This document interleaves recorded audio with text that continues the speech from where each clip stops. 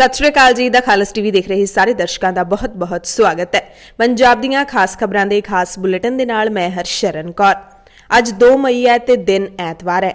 ਅੱਜ ਭਾਰਤ ਦੇ 5 ਸੂਬਿਆਂ ਪੱਛਮੀ ਬੰਗਾਲ, ਅਸਾਮ, ਕੇਰਲਾ, ਤਾਮਿਲਨਾਡੂ ਅਤੇ ਪੁਡੂਚੇਰੀ ਵਿਧਾਨ ਸਭਾ ਦੀਆਂ ਪਈਆਂ ਵੋਟਾਂ ਦੀ ਗਿਣਤੀ ਹੋਵੇਗੀ, ਯਾਨੀ ਕਿ 5 ਸੂਬਿਆਂ ਦੇ ਵਿੱਚ ਅੱਜ ਨਵੀਆਂ ਸਰਕਾਰਾਂ ਬਣ ਜਾਣਗੀਆਂ। पंजाब दे विच रात दा करफ्यू ते हफ्तावरी लॉकडाउन 15 मई तक ऐलान दिता गया है। पंजाब दे मुख मंत्री ने किहड़े नवें ऐलान कीते ने वो इस बुलेटिन दे विच तुहानूं दस दिंदे हां। सब तो पहलां कि जनतक ट्रांसपोर्ट नूं सिर्फ 50% सवारियां नाल ही चलाया जा सकदा है। सिनेमा, बार, जिम, कोचिंग सेंटर ते खेड कंपलैक्स ने जिहड़े ਉਹ ਬੰਦ ਰਹਿਣਗੇ। ਰਾਤ ਦਾ ਕਰਫਿਊ ਸ਼ਾਮ 6 ਵਜੇ ਤੋਂ ਲੈ ਕੇ ਸਵੇਰੇ 5 ਵਜੇ ਤੱਕ 15 ਮਈ ਤੱਕ ਲਾਗੂ ਰਹੇਗਾ। पंजाब दे विच सारे विद्यक अदारे भी हुण 15 मई तक लगातार बंद रहणगे। पंजाब दे सारे restaurant, hotel, cafe, coffee shop, fast food दीआं दुकानां ते ढाबियां ते बिठा के खवाउण ते पाबंदी लाई गई है, जबकि रात 9 वजे तक घर लिजाण ते होम डिलीवरी दी आग्या दित्ती गई है। सूबे दीआं सारियां दुकानां, मॉल्स ते मल्टीप्लैक्स रोजाना शाम 5 वजे बंद कर दित्ते जाणगे। हफ्तावरी मंडियां अगले हुक्मां तक बंद कीतीआं गईआं ने। सारे समाजिक, धार्मिक, सभ्याचारक ते खेड समागम करवाउण ते रोक लाई गई है। विआह समागम, संस्कार जां फिर भोग समागम ते सिर्फ 20 जणे ही इकट्ठे हो सकते हैं। 10 ਤੋਂ ਵੱਧ ਜਣਿਆਂ ਨੇ ਇਕੱਠ ਕਰਨਾ ਹੋਵੇ ਤਾਂ ਉਸ ਦੇ ਲਈ ਸਥਾਨਕ ਪ੍ਰਸ਼ਾਸਨ ਤੋਂ ਇਜਾਜ਼ਤ ਲੈਣੀ ਪਵੇਗੀ। ਸਾਰੀਆਂ ਸਿਆਸੀ ਰੈਲੀਆਂ, ਸਿਆਸੀ ਸਮਾਗਮਾਂ ਤੇ ਪਾਬੰਦੀ ਲਾਈ ਗਈ ਹੈ। पाबंदी के बावजूद कोई भी इकट्ठ करता है तो उस खिलाफ कानूनी कार्रवाई होएगी। जेकर कोई व्यक्ति धार्मिक, समाजिक जां सियासी समागम दे विच शामिल हुंदा है तो उसनूं 5 दिनां दे लई एकांतवास रहना पवेगा। कोरोना टेस्ट लाजमी करवाउणा पवेगा। सारे स्कूल, विद्यक अदारे 15 मई तक बंद रहणगे, पर स्कूलों के टीचिंग ते नॉन टीचिंग स्टाफ की हाज़री जरूरी की गई है। सारे निजी दफ्तरां के मुलाजमां नूं घरों काम करवाउण दे हुक्म दित्ते गए ने।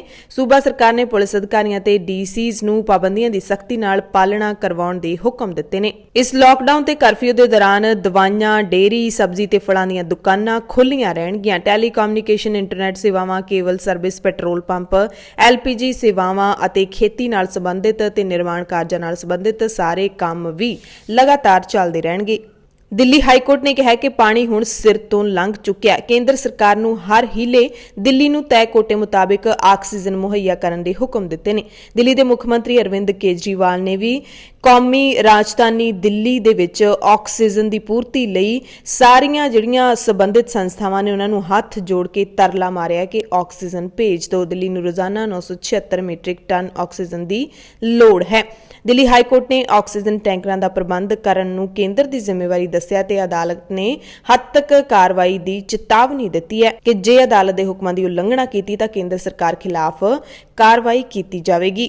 ਭਾਰਤੀ ਵਿਗਿਆਨੀਆਂ ਦੇ ਇੱਕ ਪੈਨਲ ਨੇ ਖੁਲਾਸਾ ਕੀਤਾ ਹੈ ਰॉयटर्स ਦੇ ਕੋਲ ਕਿ ਭਾਰਤ ਸਰਕਾਰ ਨੂੰ ਉਹਨਾਂ ਨੇ ਵਾਇਰਸ ਬਾਰੇ ਚੇਤਾਵਨੀ ਜਾਰੀ ਕੀਤੀ ਸੀ, ਜਿਹੜੀ ਕਿ ਭਾਰਤ ਸਰਕਾਰ ਨੇ ਨਜ਼ਰਅੰਦਾਜ਼ ਕਰ ਦਿੱਤੀ। ਵੈਕਸੀਨ ਦੇ ਵਾਧੇ ਦਬਾਅ ਕਰਕੇ ਸੀਰਮ ਇੰਸਟੀਚਿਊਟ ਆਫ ਇੰਡੀਆ ਦੇ CEO ਆਦਾਰ ਪੂਨਾਵਾਲਾ ਨੇ ਦੇਸ਼ ਹੀ ਛੱਡ ਦਿੱਤਾ ਹੈ। ਕਿਹਾ ਕਿ ਸਾਰਾ ਭਾਰ ਕੋਰੋਨਾ ਵਾਇਰਸ ਦੇ ਟੀਕੇ ਦਾ ਮੇਰੇ ਮੋਢਿਆਂ ਤੇ ਪਾ ਦਿੱਤਾ ਗਿਆ, ਮੈਂ ਇਕੱਲਾ ਕੁਝ ਨਹੀਂ ਕਰ ਸਕਦਾ। सोनिया गांधी ने कहा कि कोविड नाल नजिठण दे लई केंद्र सरकार नूं कौमी नीति बनाउणी चाहीदी है। अमरीका विच व्हाइट हाउस दे मुख मैडिकल सलाहकार डॉक्टर एंथनी फाउची ने भारत नूं सलाह दिता है कि कुछ हफ्तिਆਂ ਦੇ ਲਈ लॉकडाउन तुहानूं ला देना चाहीदा है जे तुसीं हालातां ते काबू पाउणा चाहुंदे हो। अमरीका दे वल्लों 4 मई तो भारत यात्रा ते पाबंदी नूं लैके कुछ हुक्म ने जिहड़े ओह जारी कर दित्ते गए ने, पर विद्यार्थियों ते पत्रकारां समेत कुछ होर वर्गां नूं भारत यात्रा तो छूट दित्ती गई है। आस्ट्रेलिया दी स्कॉट मॉरिसन सरकार ने वड्डा ते सख्त ऐलान करदिआं अपने नागरिकां नूं भी भारत तो आस्ट्रेलिया परतण ते पाबंदी ला दित्ती गई है। कहा कि जे तुसीं मुल्क परतोगे तां 5 साल कैद जां फिर जुर्माना करांगे। कैनेडा भी कौमांतरी विद्यार्थियों के दाखले ते रोक दी तैयारी कर रहा है। इस दे लई ओंटारियो सूबे दी सरकार पूरी तरह दे नाल तैयार है। आउंदे दिनां दे विच कैनेडा भी कौमांतरी विद्यार्थियों के दाखले ते कैनेडा विच दाखल होण ते रोक ला सकदा है। इस दे नाल सब तो वध भारत दे विद्यार्थी ही प्रभावित होणगे। दिल्ली के बत्रा हस्पताल दे विच ऑक्सीजन की घाट कारण 12 मरीजों की मौत हो गई है। गुजरात के भरूच हस्पताल दे विच अग लगण कारण 18 लोगों की मौत हो गई है। ਕੱਲ 1 ਮਈ ਨੂੰ ਸਾਹਿਬ ਸ੍ਰੀ ਗੁਰੂ ਤੇਗ ਬਹਾਦਰ ਸਾਹਿਬ ਦਾ 400 ਸਾਲਾ ਪ੍ਰਕਾਸ਼ ਦਿਹਾੜਾ ਬੜੇ ਹੀ ਸ਼ਰਧਾ ਤੇ ਉਤਸ਼ਾਹ ਦੇ ਨਾਲ ਦੁਨੀਆ ਭਰ ਚ ਵਸਦੀ ਸਿੱਖ ਸੰਗਤ ਦੇ ਵੱਲੋਂ ਮਨਾਇਆ ਗਿਆ।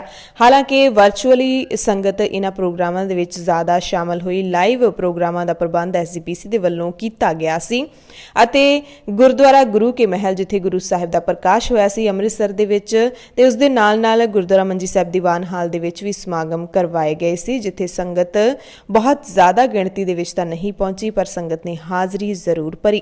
ਕੈਨੇਡਾ ਦੇ ਵਿੱਚ ਮੋਗਾ ਦੇ ਨੌਜਵਾਨ ਨੇ ਰੇਲ ਗੱਡੀ ਮੂਹਰੇ ਛਾਲ ਮਾਰ ਕੇ ਜਾਨ ਦੇ ਦਿੱਤੀ ਹੈ।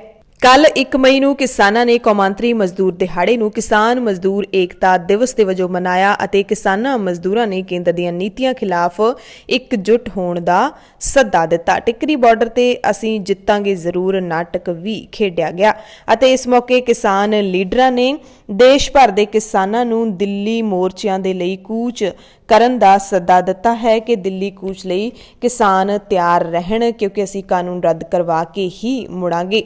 ਪੰਜਾਬ ਦੇ ਵਿੱਚ ਕਰੋਨਾ ਨਿਯਮਾਂ ਦੀ ਉਲੰਘਣਾ ਕਰਨ ਕਰਕੇ ਪੰਜਾਬੀ ਕਲਾਕਾਰ ਗਿੱਪੀ ਗਰੇਵਾਲ ਸਣੇ 8 ਜਣਿਆਂ ਤੇ ਕੇਸ ਦਰਜ ਕੀਤਾ ਹੈ ਬਨੂੜ ਦੀ ਪੁਲਿਸ ਨੇ, ਜਿੱਥੇ ਉਹ ਇੱਕ ਫਿਲਮ ਦੀ ਸ਼ੂਟਿੰਗ ਕਰ ਰਹੇ ਸੀ। ਪੰਜਾਬ ਦੀਆਂ ਖਾਸ ਖਬਰਾਂ ਦੇ ਖਾਸ ਬੁਲੇਟਿਨ ਦੇ ਵਿੱਚ ਹੁਣ ਖਬਰਾਂ ਵਿਸਥਾਰ ਦੇ ਨਾਲ। ਬੁਲੇਟਿਨ ਦੇ ਵਿੱਚ ਸਭ ਤੋਂ ਪਹਿਲਾਂ ਪੰਜਾਬ ਦੀ ਗੱਲ ਕਰਾਂਗੇ। ਪੰਜਾਬ ਦੇ ਮੁੱਖ ਮੰਤਰੀ ਕੈਪਟਨ ਅਮਰਿੰਦਰ ਸਿੰਘ ਨੇ ਸੂਬੇ ਦੇ ਵਿੱਚ ਆਕਸੀਜਨ ਦੀ ਘਾਟ ਦੇ ਹਾਲਾਤਾਂ ਦਾ ਜਾਇਜ਼ਾ ਲੈਂਦਿਆਂ ਆਕਸੀਜਨ ਸਿਲੰਡਰਾਂ ਦੀ ਕਾਲਾਬਾਜ਼ਾਰੀ, ਜਮਾਖੋਰੀ ਜਾਂ ਫਿਰ ਨਿੱਜੀ ਮੁਨਾਫਾ ਕਮਾਉਣ ਜਾਂ ਸੂਬੇ ਤੋਂ ਬਾਹਰ ਆਕਸੀਜਨ ਦੀ ਤਸਕਰੀ ਜੇ ਕੋਈ ਕਰਦਾ ਹੈ ਉਸ ਦੇ ਖਿਲਾਫ ਸਖਤ ਕਾਰਵਾਈ ਦੀ ਚੇਤਾਵਨੀ ਦਿੱਤੀ ਹੈ। ਹਾਲਾਂਕਿ ਕੈਪਟਨ ਨੇ ਇਹ ਰਾਹਤ ਵੀ ਨਾਲ ਇੱਕ ਦੇ ਦਿੱਤੀ ਹੈ ਉਹਨਾਂ ਹਸਪਤਾਲਾਂ ਨੂੰ ਜਿੱਥੇ ਆਕਸੀਜਨ ਦੀ ਘਾਟ ਕਰਕੇ ਕੋਈ ਵੀ ਦੁਰਘਟਨਾ ਵਾਪਰੀ ਹੈ ਉਹਨਾਂ ਦੇ ਖਿਲਾਫ ਕੋਈ ਵੀ ਸਖਤ ਕਾਰਵਾਈ ਨਹੀਂ ਕੀਤੀ ਜਾਵੇਗੀ। ਪ੍ਰਾਈਵੇਟ ਹਸਪਤਾਲਾਂ ਨੂੰ ਬੈੱਡਾਂ ਦੀ ਗਿਣਤੀ ਵਧਾਉਣ ਬਾਰੇ ਵੀ ਕੈਪਟਨ ਨੇ ਕਿਹਾ ਤੇ ਕਿਹਾ ਕਿ ਸਰਕਾਰੀ ਏਜੰਸੀਆਂ ਦੇ ਵੱਲੋਂ ਇਹਨਾਂ ਹਸਪਤਾਲਾਂ ਨੂੰ ਲੋੜੀਂਦੀ ਆਕਸੀਜਨ ਸਪਲਾਈ ਕੀਤੀ ਜਾਵੇਗੀ। ਕੈਪਟਨ ਨੇ ਵੀ ਦੱਸਿਆ ਕਿ ਸੂਬੇ ਨੂੰ 2 ਲੱਖ ਖੁਰਾਕਾਂ ਮਿਲੀਆਂ ਸੀ ਪਰ ਇਹ 45 ਸਾਲ ਤੋਂ ਵੱਧ ਉਮਰ ਵਰਗ ਦੇ ਜਿਹੜੇ ਲੋਕ ਨੇ ਉਹਨਾਂ ਦੇ 2 ਦਿਨ ਦੀਆਂ ਲੋੜਾਂ ਪੂਰੀਆਂ ਕਰਨ ਦੇ ਲਈ ਵੀ ਨਾ ਕਾਫੀ ਸੀ। ਇਸ ਕਰਕੇ 1 ਮਈ ਤੋਂ ਅਸੀਂ ਟੀਕਾਕਰਨ ਸ਼ੁਰੂ ਨਹੀਂ ਕਰ ਸਕੇ। ਮੁੱਖ ਮੰਤਰੀ ਕੈਪਟਨ ਅਮਰਿੰਦਰ ਸਿੰਘ ਨੇ ਇਹ ਵੀ ਸਪਸ਼ਟ ਕਰ ਦਿੱਤਾ ਕਿ ਲਾਕਡਾਊਨ ਲਾਉਣਾ ਇਸ ਮਹਾਮਾਰੀ ਦਾ ਹੱਲ ਨਹੀਂ ਹੈ। ਹਾਲਾਂਕਿ ਕੈਪਟਨ ਨੇ ਪੰਜਾਬ ਦੇ 6 ਜ਼ਿਲ੍ਹੇ ਮੁਹਾਲੀ, ਲੁਧਿਆਣਾ, ਜਲੰਧਰ, ਬਠਿੰਡਾ, ਪਟਿਆਲਾ ਤੇ ਅੰਮ੍ਰਿਤਸਰ ਦੇ ਡਿਪਟੀ ਕਮਿਸ਼ਨਰਾਂ ਨੂੰ ਨਿਰਦੇਸ਼ ਵੀ ਦਿੱਤੇ ਨੇ ਕਿ ਸੁਰੱਖਿਆ ਨੂੰ ਹੋਰ ਸਖਤ ਕਰਦਿਆਂ ਹੋਇਆਂ ਮਾਈਕਰੋ ਕੰਟੇਨਮੈਂਟ ਜ਼ੋਨ ਬਣਾਏ ਜਾਣ ਤੇ 100% ਟੈਸਟਿੰਗ ਹੈ ਜਿਹੜੀ ਉਹ ਪੁਖਤਾ ਕੀਤੀ ਜਾਵੇ। ਕੈਪਟਨ ਨੇ ਇਹ ਵੀ ਕਿਹਾ ਕਿ ਉਦਯੋਗ ਜਗਤ ਨੂੰ ਆਪਣੇ ਕੋਵਿਡ ਟ੍ਰੀਟਮੈਂਟ ਸੈਂਟਰ ਬਣਾਉਣੇ ਚਾਹੀਦੇ ਨੇ ਤੇ ਆਪਣੇ ਕਰਮਚਾਰੀਆਂ ਦਾ ਇਲਾਜ ਕਰਵਾਉਣਾ ਚਾਹੀਦਾ ਹੈ। ਸੋ ਕੈਪਟਨ ਅਮਰਿੰਦਰ ਸਿੰਘ ਨੇ ਜਿਹੜਾ ਕਿਹਾ ਕਿ ਲਾਕਡਾਊਨ ਹੈ ਜਿਹੜਾ ਇਸ ਮਸਲੇ ਦਾ ਹੱਲ ਨਹੀਂ ਹੈ, ਕਰੋਨਾ ਵਾਇਰਸ ਮਹਾਮਾਰੀ ਦਾ ਹੱਲ ਨਹੀਂ ਹੈ, ਪਰ ਲਾਕਡਾਊਨ ਅੰਸ਼ਿਕ ਰੂਪ ਦੇ ਵਿੱਚ ਤਾਂ ਕਿਤੇ ਨਾ ਕਿਤੇ ਲੱਗ ਹੀ ਰਿਹਾ ਹੈ। ਲੋਕਾਂ ਨੂੰ ਭਰੋਸਾ ਨਹੀਂ ਹੋ ਪਾ ਰਿਹਾ ਸਰਕਾਰਾਂ ਦੇ ਇਹਨਾਂ ਬਿਆਨਾਂ ਦੇ ਉੱਤੇ ਕਿਉਂਕਿ ਪਹਿਲਾਂ ਵੀ ਇਹ ਕਿਹਾ ਜਾ ਰਿਹਾ ਸੀ ਕਿ ਲਾਕਡਾਊਨ ਨਹੀਂ ਲੱਗੇਗਾ। ਪਹਿਲਾਂ ਤਾਂ ਕੱਲਾ ਜਿਹੜਾ 1 ਦਿਨ ਦੇ ਲਾਕਡਾਊਨ ਦੀ ਗੱਲ ਹੋਈ, ਫਿਰ ਵੀਕਐਂਡ ਲਾਕਡਾਊਨ ਵੀ ਲੱਗ ਚੁੱਕਿਆ ਤੇ ਹੁਣ ਲੋਕਾਂ ਨੂੰ ਲੱਗਦਾ ਕਿ ਸ਼ਾਇਦ ਹਫ਼ਤਾਵਾਰੀ ਜਾਂ ਫਿਰ 15 ਦਿਨ ਦਾ ਲਾਕਡਾਊਨ ਲਾਉਣ ਦੇ ਵਿੱਚ ਵੀ ਸਰਕਾਰਾਂ ਦੇਰੀ ਨਹੀਂ ਕਰਨਗੀਆਂ।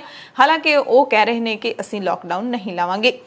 ਪੰਜਾਬ ਦੇ ਵਿੱਚ ਲਾਕਡਾਊਨ ਦੇ ਨਿਯਮਾਂ ਦੀ ਉਲੰਘਣਾ ਕਰਨ ਵਾਲਿਆਂ ਦੇ ਖਿਲਾਫ ਕਾਰਵਾਈ ਵੀ ਕੀਤੀ ਜਾ ਰਹੀ ਹੈ। ਖਬਰ ਬਨੂੜ ਤੋਂ ਹੈ ਜਿੱਥੇ ਗਿੱਪੀ ਗਰੇਵਾਲ ਸ਼ੂਟਿੰਗ ਦੇ ਵਿੱਚ ਮਸ਼ਰੂਫ ਸੀ ਤਾਂ ਬਨੂੜ ਪੁਲਿਸ ਨੇ ਕੇਸ ਦਰਜ ਕਰ ਲਿਆ।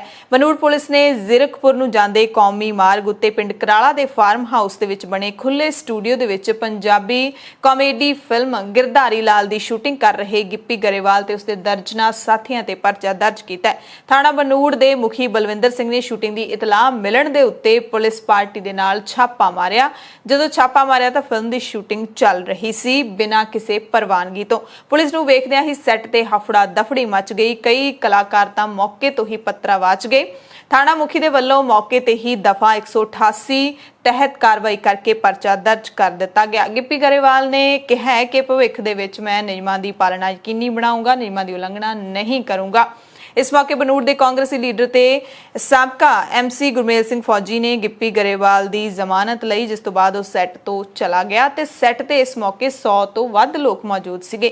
ਪੁਲਿਸ ਨੇ ਸ਼ੂਟਿੰਗ ਵਾਲੇ ਸਟੂਡੀਓ ਦੇ ਮਾਲਕ ਖਿਲਾਫ ਵੀ ਕਾਰਵਾਈ ਕੀਤੀ ਹੈ। ਭਾਰਤ ਵਿੱਚ ਕਰੋਨਾ ਵਾਇਰਸ ਦੀ ਮਹਾਮਾਰੀ ਦੇ ਇਸ ਨਾਜ਼ੁਕ ਦੌਰ ਦੇ ਵਿੱਚ ਆਸਟ੍ਰੇਲੀਆ ਸਰਕਾਰ ਨੇ ਵੱਡਾ ਐਲਾਨ ਕੀਤਾ ਹੈ। ਆਸਟ੍ਰੇਲੀਆ ਦੀ ਸਰਕਾਰ ਨੇ ਭਾਰਤ ਤੋਂ ਆਉਣ ਵਾਲੇ ਆਪਣੇ ਹੀ ਨਾਗਰਿਕਾਂ ਤੇ ਵੀ ਹੁਣ ਅਸਥਾਈ ਤੌਰ ਤੇ ਪਾਬੰਦੀ ਲਾ ਦਿੱਤੀ ਹੈ।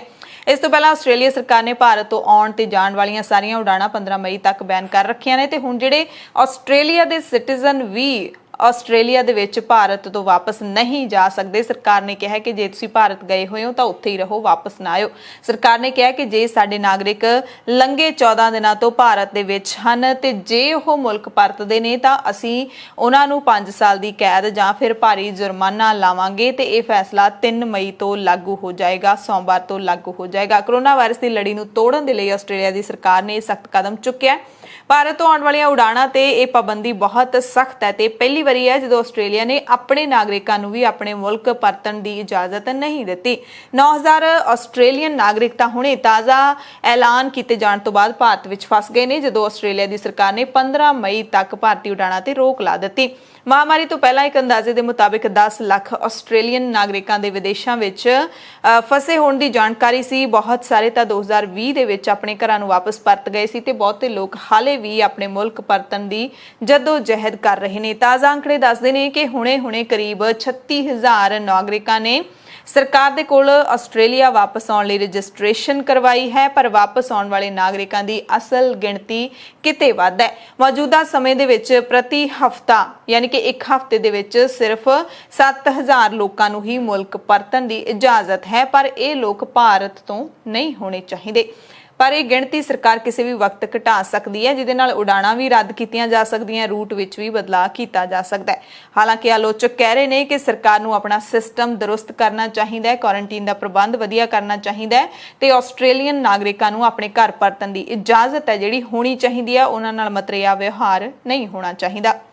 ਕੋਰੋਨਾ ਕਾਰਨ ਕੈਨੇਡਾ ਦੇ ਸਭ ਤੋਂ ਵੱਧ ਪ੍ਰਭਾਵਿਤ ਓਨਟਾਰੀਓ ਸੂਬੇ ਨੇ ਵੀ ਕੌਮਾਂਤਰੀ ਵਿਦਿਆਰਥੀਆਂ ਦੇ ਦਾਖਲੇ ਤੇ ਰੋਕ ਲਾਉਣ ਦੀ ਮੰਗ ਕੀਤੀ ਹੈ। ਓਨਟਾਰੀਓ ਦੇ ਵਿੱਚ ਪੜ੍ਹਨ ਆਉਣ ਵਾਲੇ ਬਹੁ ਗਿਣਤੀ ਵਿਦਿਆਰਥੀ ਭਾਰਤ ਤੋਂ ਹੁੰਦੇ ਨੇ ਤੇ ਜੇ ਪਾਬੰਦੀ ਲੱਗ ਜਾਂਦੀ ਹੈ ਤਾਂ ਖਾਸ ਤੌਰ ਤੇ ਪੰਜਾਬੀ ਵਿਦਿਆਰਥੀਆਂ ਦਾ ਜ਼ਿਆਦਾ ਨੁਕਸਾਨ ਹੋਏਗਾ, ਕਿਉਂਕਿ ਭਾਰਤ ਤੋਂ ਜਿੰਨੇ ਵਿਦਿਆਰਥੀ ਕੈਨੇਡਾ ਜਾਂਦੇ ਨੇ ਜਾਂ ਵਿਦੇਸ਼ਾਂ ਵਿੱਚ ਜਾਂਦੇ ਨੇ ਉਹਨਾਂ ਵਿੱਚੋਂ ਸਭ ਤੋਂ ਵੱਧ ਗਿਣਤੀ ਪੰਜਾਬੀ ਵਿਦਿਆਰਥੀਆਂ ਦੀ ਹੁੰਦੀ ਹੈ। ਓਨਟਾਰੀਓ ਦੇ ਪ੍ਰੀਮੀਅਰ ਡਗ ਫੋਰਡ ਨੇ ਇਹ ਐਲਾਨ ਕਰਦਿਆਂ ਕਿਹਾ ਕਿ ਓਨਟਾਰੀਓ ਦੇ ਵਿੱਚ ਸਾਰੇ ਨਵੇਂ ਕੇਸਾਂ ਦੇ ਵਿੱਚੋਂ 94% ਵਾਇਰਸ ਦੇ ਨਵੇਂ ਰੂਪ ਹਨ ਜੋ ਬਾਹਰੋਂ ਆ ਰਹੇ ਵਿਦਿਆਰਥੀਆਂ ਤੇ ਲੋਕਾਂ ਕਾਰਨ ਇੱਥੇ ਆਏ ਨੇ। ਇਸ ਲਈ ਉਹਨਾਂ ਨੇ ਸੰਘੀ ਸਰਕਾਰ ਨੂੰ ਅੰਤਰਰਾਸ਼ਟਰੀ ਵਿਦਿਆਰਥੀਆਂ ਦੇ ਆਉਣ ਦੇ ਉੱਤੇ ਰੋਕ ਲਾਉਣ ਦੀ ਅਪੀਲ ਕੀਤੀ ਹੈ। ਹੁਣ ਸਰਕਾਰ ਜਸਟਿਨ ਟਰੂਡੋ ਦੀ ਇਸ ਮੰਗ ਨੂੰ ਮੰਨਦੀ ਹੈ ਜਾਂ ਨਹੀਂ ਮੰਨਦੀ, ਇਹ ਜਲਦੀ ਪਤਾ ਲੱਗ ਜਾਏਗਾ। ਅਮਰੀਕਾ ਦੇ ਉੱਗੇ ਮਹਾਮਾਰੀ ਮਾਹਰ ਡਾਕਟਰ ਐਂਥਨੀ ਫਾਊਚੀ ਨੇ ਭਾਰਤ ਸਰਕਾਰ ਨੂੰ ਉਹ ਸਲਾਹ ਦੇ ਦਿੱਤੀ ਹੈ ਜਿਸ ਤੋਂ ਸਾਰੇ ਭਾਰਤੀ ਡਰਦੇ ਨੇ। ਐਂਥਨੀ ਫਾਊਚੀ ਨੇ ਕਿਹਾ ਕਿ ਕੋਰੋਨਾ ਵਾਇਰਸ ਨੂੰ ਫੈਲਣ ਤੋਂ ਰੋਕਣ ਦੇ ਲਈ ਭਾਰਤ ਨੂੰ ਕੁਝ ਹਫ਼ਤਿਆਂ ਦੇ ਲਈ ਲਾਕਡਾਊਨ ਲਾ ਦੇਣਾ ਚਾਹੀਦਾ ਹੈ।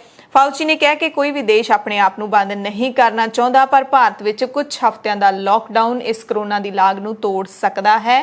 ਕੁਝ ਹਫ਼ਤਿਆਂ ਲਈ ਲਾਕਡਾਊਨ ਲਾਓ, ਇੱਕ ਦੂਜੇ ਦਾ ਖਿਆਲ ਰੱਖੋ, ਹਾਲਾਤ ਠੀਕ ਹੋ ਜਾਣਗੇ। ਕਹਿੰਦੇ ਜੇ ਲਾਕਡਾਊਨ ਲੱਗ ਜਾਏਗਾ ਤਾਂ ਭਾਰਤ ਨੂੰ ਲੰਬੇ ਸਮੇਂ ਦੇ ਲਈ ਤਿਆਰੀ ਕਰਨ ਦਾ ਮੌਕਾ ਜਿਹੜਾ ਜ਼ਰੂਰ ਮਿਲ ਜਾਏਗਾ। ਪਰ ਇੱਥੇ ਇਹ ਸਵਾਲ ਵੀ ਉੱਠਦਾ ਹੈ ਕਿ ਕੀ 1 ਸਾਲ ਦਾ ਸਮਾਂ ਘੱਟ ਸੀ? ਕਿੰਨੇ ਮਹੀਨੇ ਭਾਰਤ ਇਸ ਮਹਾਮਾਰੀ ਦੇ ਉੱਤੇ ਜਿਵੇਂ ਭਾਰਤ ਸਰਕਾਰ ਦਾਅਵਾ ਕਰਦੀ ਸੀ ਕਿ ਅਸੀਂ ਜਿੱਤ ਪ੍ਰਾਪਤ ਕਰ ਲਈ ਹੈ, ਸਾਡੇ ਕੋਲ ਕੋਈ ਕੇਸ ਨਹੀਂ ਹੈ, ਤਾਂ ਉਹ ਕਈ ਮਹੀਨੇ ਮਿਲੇ ਸੀ ਜਦੋਂ ਮਹਾਮਾਰੀ ਤੋਂ ਰਾਹਤ ਮਿਲੀ ਹੋਈ ਸੀ। ਕੀ ਉਦੋਂ ਤਿਆਰੀ ਕਰਨ ਦਾ ਵਕਤ ਮਿਲਿਆ ਨਹੀਂ ਸਰਕਾਰ ਨੂੰ? ਫਾਊਚੀ ਨੇ ਕਿਹਾ ਕਿ ਟੀਕਾਕਰਨ ਹੈ ਜਿਹੜਾ ਉਹ ਇੱਕ ਉਪਾਅ ਜ਼ਰੂਰ ਹੋ ਸਕਦਾ ਹੈ, ਮਹੱਤਵਪੂਰਨ ਵੀ ਹੈ, ਪਰ ਇਹ ਲੋਕਾਂ ਦੀ ਆਕਸੀਜਨ ਹਸਪਤਾਲ ਦੇ ਵਿੱਚ ਦਾਖਲ ਹੋਣ ਅਤੇ ਇਲਾਜ ਦੀਆਂ ਜ਼ਰੂਰਤਾਂ ਦੀਆਂ ਮੌਜੂਦਾ ਸਮੱਸਿਆਵਾਂ ਨੂੰ ਘੱਟ ਨਹੀਂ ਕਰੇਗਾ, ਕਿਉਂਕਿ ਟੀਕੇ ਦਾ ਜਿਹੜਾ ਅਸਰ ਹੈ ਉਸ ਨੂੰ ਸਰੀਰ ਦੇ ਵਿੱਚ ਪੈਦਾ ਹੋਣ ਨੂੰ ਥੋੜਾ ਟਾਈਮ ਲੱਗਦਾ ਹੈ। ਫਾਊਚੀ ਨੇ ਇਹ ਵੀ ਕਿਹਾ ਕਿ ਭਾਰਤ ਨੂੰ ਦੂਸਰੇ ਦੇਸ਼ਾਂ ਤੋਂ ਅਤੇ ਵਿਸ਼ਵ ਸਿਹਤ ਸੰਸਥਾ ਤੋਂ ਵੀ ਮਦਦ ਲੈ ਲੈਣੀ ਚਾਹੀਦੀ ਹੈ। ਅਮਰੀਕਾ ਵੀ 4 ਮਈ ਤੋਂ ਭਾਰਤ ਦਾ ਹਵਾਈ ਸਫ਼ਰ ਬੰਦ ਕਰਨ ਜਾ ਰਿਹਾ ਹੈ। ਇਸ ਲਈ ਅਮਰੀਕਾ ਨੇ ਐਲਾਨ ਕਰ ਦਿੱਤਾ ਸੀ ਕੁਝ ਦਿਨ ਪਹਿਲਾਂ ਹੀ ਤੇ ਹੁਣ ਦੱਸ ਦਿੱਤਾ ਹੈ ਕਿ ਕਿਹਨਾਂ ਦੇ ਲਈ ਭਾਰਤ ਦਾ ਹਵਾਈ ਸਫ਼ਰ ਬੰਦ ਹੈ 4 ਮਈ ਤੋਂ। ਅਮਰੀਕੀ ਰਾਸ਼ਟਰਪਤੀ ਜੋ ਬਾਈਡਨ ਨੇ ਇੱਕ ਨੋਟੀਫਿਕੇਸ਼ਨ ਜਾਰੀ ਕਰਦਿਆਂ ਗੈਰ ਅਮਰੀਕੀ ਨਾਗਰਿਕਾਂ ਦੀ ਅਮਰੀਕਾ ਵਿੱਚ ਐਂਟਰੀ ਤੇ ਰੋਕ ਲਾ ਦਿੱਤੀ ਹੈ। ਹਾਲਾਂਕਿ ਇਹ ਫੈਸਲਾ ਉਹਨਾਂ ਲੋਕਾਂ ਤੇ ਲਾਗੂ ਨਹੀਂ ਹੋਏਗਾ ਜਿਹੜੇ ਅਮਰੀਕਾ ਦੇ ਪੱਕੇ ਵਸਨੀਕ ਨੇ ਜਾਂ ਫਿਰ ਗ੍ਰੀਨ ਕਾਰਡ ਹੋਲਡਰ ਨੇ। ਅਮਰੀਕਾ ਸਰਕਾਰ ਨੇ ਇਸ ਫੈਸਲੇ ਦੇ ਪਿੱਛੇ ਭਾਰਤ ਵਿੱਚ ਲਗਾਤਾਰ ਵੱਧ ਰਹੇ ਕੋਰੋਨਾ ਕੇਸਾਂ ਨੂੰ ਦੱਸਿਆ ਹੈ। ਰਾਸ਼ਟਰਪਤੀ ਜੋ ਬਾਈਡਨ ਨੇ ਅਮਰੀਕਾ ਦੀ ਯਾਤਰਾ ਤੇ ਜਿਹੜੀ ਪਾਬੰਦੀ ਲਾਈ ਹੈ ਉਹਨਾਂ ਚੋਂ ਵਿਦਿਆਰਥੀਆਂ, ਵਿਦਵਾਨਾਂ, ਪੱਤਰਕਾਰਾਂ ਤੇ ਵਿਅਕਤੀਆਂ ਦੀਆਂ ਕੁਝ ਸ਼੍ਰੇਣੀਆਂ ਨੂੰ ਛੋਟ ਦਿੱਤੀ ਹੈ। 4 ਮਈ ਤੋਂ ਭਾਰਤ ਦੀ ਯਾਤਰਾ ਤੇ ਪਾਬੰਦੀ ਲਾਉਣ ਦੇ ਐਲਾਨ ਦੇ ਕੁਝ ਘੰਟਿਆਂ ਬਾਅਦ ਇਸ ਹੁਕਮ ਦੇ ਵਿੱਚ ਹਾਲਾਂਕਿ ਸੋਧ ਕਰ ਦਿੱਤੀ ਗਈ ਸੀ। ਪਹਿਲਾਂ ਬਾਈਡਨ ਨੇ ਹੁਕਮ ਦਿੱਤੇ ਸੀ ਕਿ ਜਿਹੜਾ ਵਿਅਕਤੀ ਅਮਰੀਕੀ ਨਾਗਰਿਕ ਨਹੀਂ ਹੈ ਤੇ ਲੰਘੇ 14 ਦਿਨਾਂ ਤੋਂ ਭਾਰਤ ਵਿੱਚ ਰਹਿ ਰਿਹਾ ਹੈ ਉਸ ਨੂੰ ਅਮਰੀਕਾ 'ਚ ਦਾਖਲ ਨਹੀਂ ਹੋਣ ਦੇਵਾਂਗੇ। ਯਾਤਰਾ ਪਾਬੰਦੀ ਦੀ ਛੋਟ ਦੇ ਵਿੱਚ ਬ੍ਰਾਜ਼ੀਲ, ਚੀਨ, ਈਰਾਨ ਤੇ ਦੱਖਣੀ ਅਫਰੀਕਾ ਦੇ ਯਾਤਰੀਆਂ ਨੂੰ ਵੀ ਛੋਟ ਦਿੱਤੀ ਗਈ ਹੈ। ਹਾਲਾਂਕਿ ਹੁਣ ਤੱਕ ਇਹ ਜਿਹੜੀ ਯਾਤਰਾ ਦੇ ਉੱਤੇ ਰੋਕ ਲਾਈ ਗਈ ਹੈ ਇਹ ਅਣਮਿੱਥੇ ਸਮੇਂ ਦੇ ਲਈ ਲਾਈ ਗਈ ਹੈ ਜਦੋਂ ਤੱਕ ਜੋ ਬਾਈਡਨ ਅਗਲਾ ਕੋਈ ਐਲਾਨ ਨਹੀਂ ਕਰ ਦਿੰਦੇ। ਇਸ ਯਾਤਰਾ ਰੋਕਾਂ ਚੋਂ ਕੁਝ ਲੋਕਾਂ ਨੂੰ ਛੋਟ ਦਿੱਤੀ ਗਈ ਹੈ ਜਿਨ੍ਹਾਂ ਵਿੱਚ ਅਮਰੀਕੀ ਨਾਗਰਿਕ ਜਾਂ ਫਿਰ ਜਿਹੜੇ PR ਹੁੰਦੇ ਨੇ, ਸਥਾਈ ਨਿਵਾਸੀ ਹੁੰਦੇ ਨੇ ਜਾਂ ਫਿਰ ਉਹਨਾਂ ਦੇ ਪਤੀ ਜਾਂ ਪਤਨੀ, ਉਹਨਾਂ ਦੇ ਉੱਤੇ ਇਹ ਰੋਕ ਨਹੀਂ ਹੋਵੇਗੀ। ਇਸ ਰੋਕ ਤੋਂ ਮਨੁੱਖੀ ਅਧਿਕਾਰ ਕਾਰਕੁਨਾਂ ਅਤੇ ਸਿਹਤ ਕਰਮੀਆਂ ਨੂੰ ਵੀ ਬਾਹਰ ਰੱਖਿਆ ਗਿਆ ਹੈ। ਜੋ ਹੋਰ ਯਾਤਰੀ ਅਮਰੀਕਾ ਆਉਣ ਤੋਂ ਪਹਿਲਾਂ 14 ਦਿਨਾਂ ਤੱਕ ਭਾਰਤ ਵਿੱਚ ਰਹੇ ਨੇ ਉਹਨਾਂ ਤੇ ਇਹ ਰੋਕ ਲਾਗੂ ਰਹੇਗੀ ਤੇ ਜਿਹੜੇ ਲੋਕ ਅਮਰੀਕਾ ਜਾ ਸਕਦੇ ਨੇ ਜਿਨ੍ਹਾਂ ਤੇ ਰੋਕ ਨਹੀਂ ਲਾਈ ਗਈ ਜਦੋਂ ਅਮਰੀਕਾ ਪਹੁੰਚਣਗੇ ਤਾਂ ਉਹਨਾਂ ਨੂੰ ਕਿਹੜੇ ਨਿਯਮਾਂ ਦੀ ਪਾਲਣਾ ਕਰਨੀ ਹੋਏਗੀ ਉਹ ਵੀ ਤੁਹਾਨੂੰ ਦੱਸ ਦਿੰਨੇ ਆ। Centre for disease control and prevention ਦੇ ਮੁਤਾਬਿਕ ਭਾਰਤ ਤੋਂ ਅਮਰੀਕਾ ਆਉਣ ਵਾਲੇ ਹਰ ਯਾਤਰੀ ਦੇ ਕੋਲ ਨੈਗੇਟਿਵ ਰਿਪੋਰਟ ਹੋਣੀ ਜ਼ਰੂਰੀ ਹੈ। ਇਹ ਰਿਪੋਰਟ ਅਮਰੀਕਾ ਪਹੁੰਚਣ ਤੋਂ 3 ਦਿਨ ਪੁਰਾਣੀ ਨਹੀਂ ਹੋਣੀ ਚਾਹੀਦੀ। ਵੈਕਸੀਨ ਲਵਾਈ ਹੈ ਜਾਂ ਨਹੀਂ ਇਹ ਜ਼ਰੂਰੀ ਨਹੀਂ ਹੋਏਗਾ। ਯਾਤਰੀਆਂ ਨੂੰ ਅਮਰੀਕਾ ਪਹੁੰਚਣ ਦੇ 3 ਦਿਨ ਬਾਅਦ ਫਿਰ ਟੈਸਟ ਕਰਵਾਉਣਾ ਹੋਏਗਾ ਤੇ ਖੁਦ ਨੂੰ ਕੁਆਰੰਟਾਈਨ ਕਰਨਾ ਹੋਏਗਾ।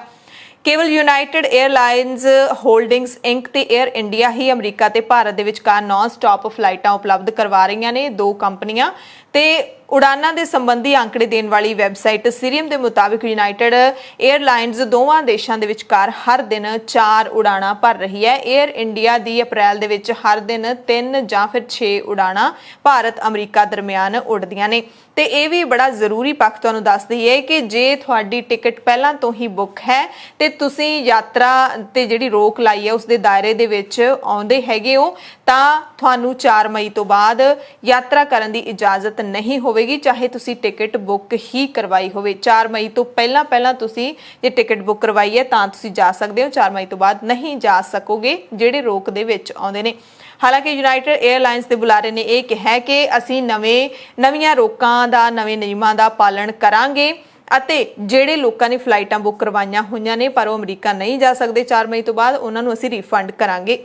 ਕੋਰੋਨਾ ਦੇ ਕਹਿਰ ਦੇ ਦਰਮਿਆਨ ਦਿੱਲੀ ਤੋਂ ਇੱਕ ਹੋਰ ਦਿਲ ਦਹਿਲਾਉਣ ਵਾਲੀ ਖਬਰ ਆਈ ਹੈ। ਦਿੱਲੀ ਦੇ ਬੱਤਰਾ ਹਸਪਤਾਲ ਦੇ ਵਿੱਚ ਹੁਣ ਆਕਸੀਜਨ ਦੀ ਘਾਟ ਕਾਰਨ 8 ਕੋਵਿਡ-19 ਮਰੀਜ਼ਾਂ ਦੀ ਮੌਤ ਦੀ ਖਬਰ ਮਿਲੀ ਹੈ। ਮਰਨ ਵਾਲਿਆਂ ਦੇ ਵਿੱਚ ਬੱਤਰਾ ਹਸਪਤਾਲ ਦੇ ਗੈਸਟਰੋਐਂਟਰੋਲੋਜੀ ਵਿਭਾਗ ਦੇ ਚੇਅਰਮੈਨ ਵੀ ਸ਼ਾਮਿਲ ਨੇ ਜਦਕਿ ਡਾਕਟਰਾਂ ਨੇ 5 ਹੋਰ ਮਰੀਜ਼ਾਂ ਨੂੰ ਜਿਉਂਦੇ ਰੱਖਣ ਦੇ ਲਈ ਪੂਰੀ ਵਾਹ ਲਾਈ ਹੋਈ ਹੈ। ਦਿੱਲੀ ਦੇ ਮੁੱਖ ਮੰਤਰੀ ਅਰਵਿੰਦ ਕੇਜਰੀਵਾਲ ਨੇ ਦੱਸਿਆ ਕਿ ਆਕਸੀਜਨ ਦੀ ਭਾਰੀ ਘਾਟ ਹੈ ਤੇ ਕਈ ਹਸਪਤਾਲਾਂ ਨੇ ਐਮਰਜੈਂਸੀ ਕਾਲ ਦਿੱਤੀ ਹੈ। ਉਹਨਾਂ ਕਿਹਾ ਕਿ ਅਸੀਂ ਅਦਾਲਤ ਨੂੰ ਦੱਸਿਆ ਕੇਂਦਰ ਨੂੰ ਵੀ ਲਿਖਿਆ ਕਿ ਦਿੱਲੀ ਨੂੰ ਰੋਜ਼ਾਨਾ 976 ਟਨ ਆਕਸੀਜਨ ਦੀ ਲੋੜ ਹੈ ਪਰ ਸਾਨੂੰ ਸਿਰਫ 490 ਟਨ ਆਕਸੀਜਨ ਹੀ ਦਿੱਤੀ ਗਈ ਹੈ ਤੇ ਸਾਨੂੰ ਇੱਕ ਦਿਨ ਪਹਿਲਾਂ ਯਾਨੀ ਕਿ ਸ਼ੁੱਕਰਵਾਰ ਨੂੰ ਸਿਰਫ 312 ਟਨ ਆਕਸੀਜਨ ਮਿਲੀ ਹੈ। ਆਖਿਰਕਾਰ ਇੰਜ ਕਿਵੇਂ ਚੱਲੇਗਾ।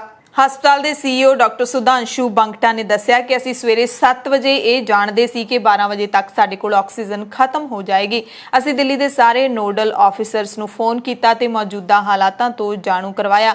ਅਸੀਂ ਆਪਣੇ ਮੁੱਖ ਸਪਲਾਇਰਸ ਗੋਇਲ ਤੇ ਇਨੌਕਸ ਗੈਸਸ ਨੂੰ ਵੀ ਆਕਸੀਜਨ ਦੇਣ ਦੀ ਅਪੀਲ ਕੀਤੀ ਪਰ ਉਹਨਾਂ ਨੇ ਕਿਹਾ ਕਿ ਸ਼ਾਮ ਤੋਂ ਪਹਿਲਾਂ ਅਸੀਂ ਆਕਸੀਜਨ ਦੀ ਡਿਲੀਵਰੀ ਨਹੀਂ ਕਰ ਸਕਦੇ।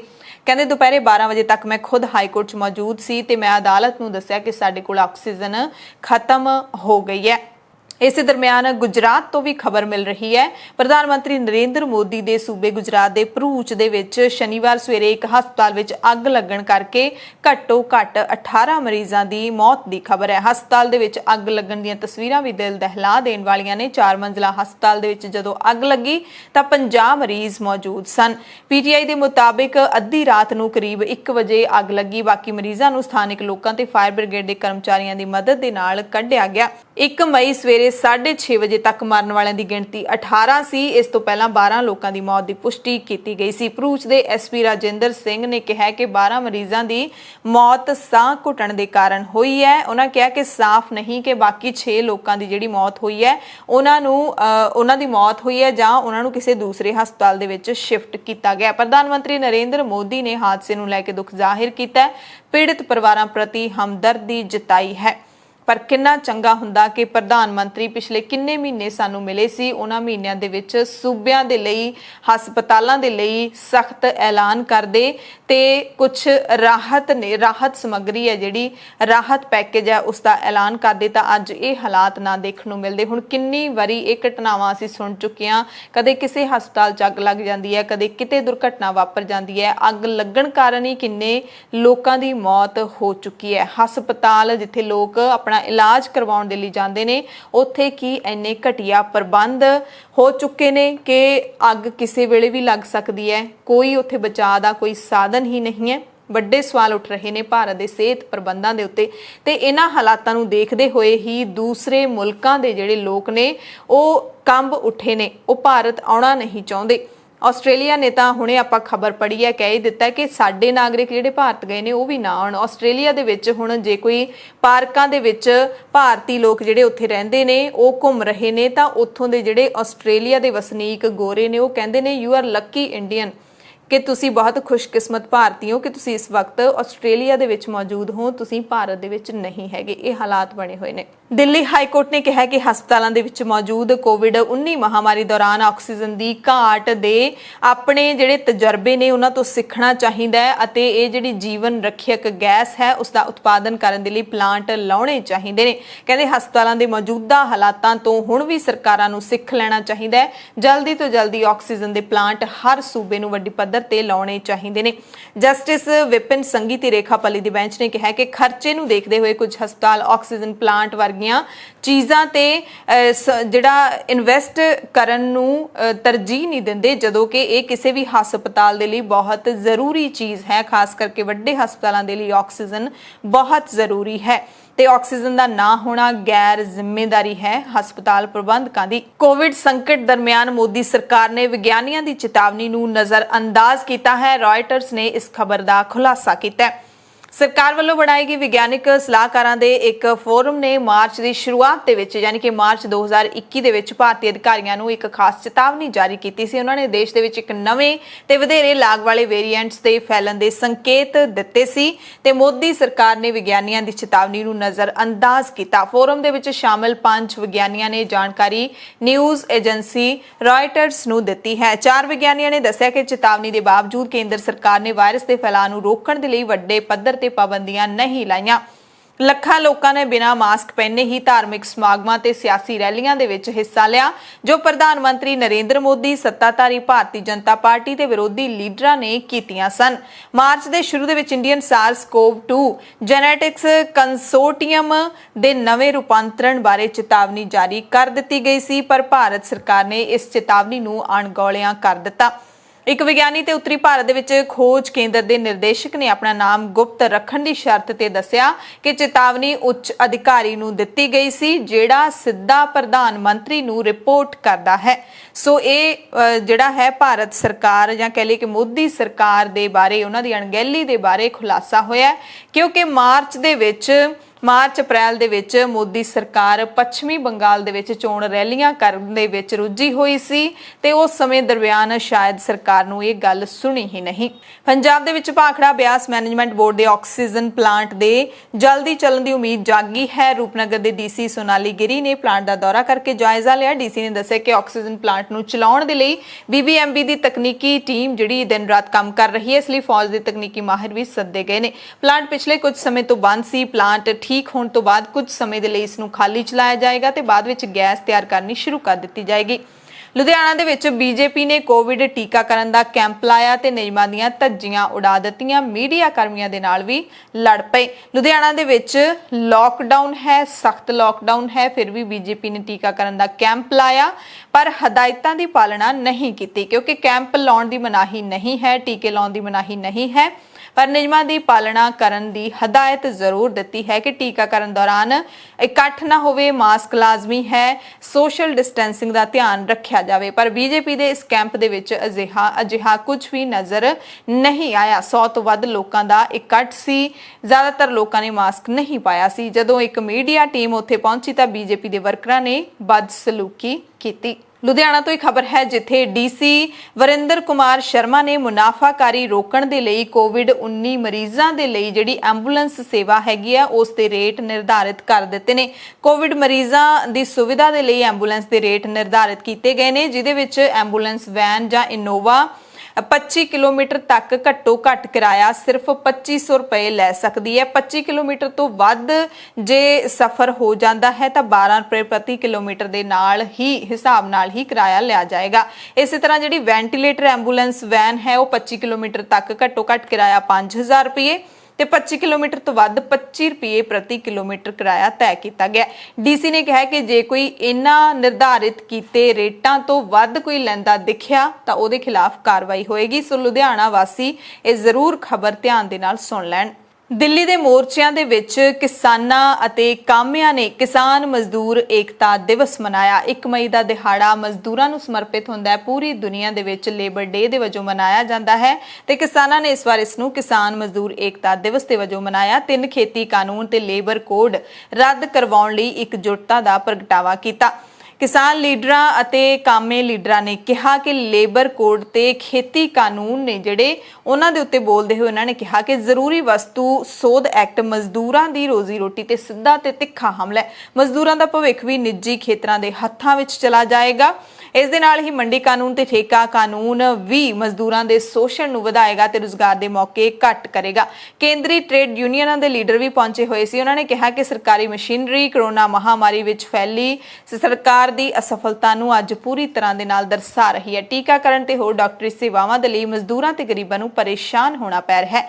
ਸਰਕਾਰ ਨੂੰ ਨਿੱਜੀਕਰਨ ਅਤੇ ਕਾਰਪੋਰੇਟਾਈਜੇਸ਼ਨ ਨੂੰ ਰੋਕਣਾ ਚਾਹੀਦਾ ਹੈ ਤੇ ਸਰਕਾਰੀ ਅਦਾਰਿਆਂ ਦੇ ਵਿੱਚ ਨਿਵੇਸ਼ ਕਰਨਾ ਚਾਹੀਦਾ ਹੈ।